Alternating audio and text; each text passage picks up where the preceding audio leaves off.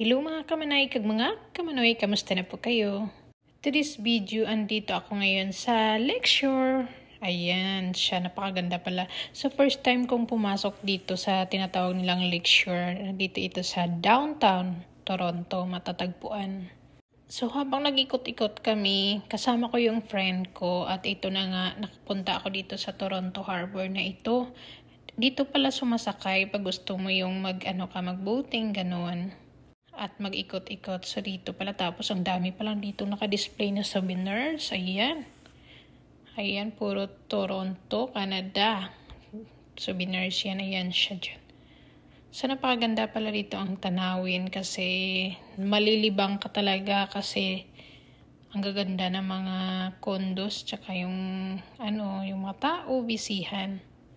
Talagang summer na summer. Ganito pala pag summer dito sa Canada. Mai-impress ka talaga. Yung ganda talaga kasi pati ako nag-ikot din sobra. Inikot ko lahat. Namamangha ako sa lahat ng mga building, mga condos, ganun.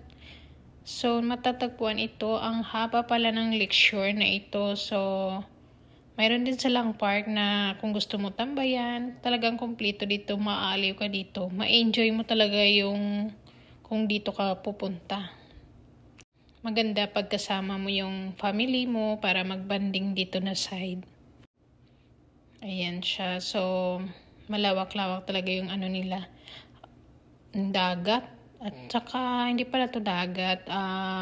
Pala to lake. Kala ko noon beach to. Di pala. So, nagugulat ako kasi ang lake pala to. So, napakaganda dito yung mga view. Ayan. Ikot-ikot tayo.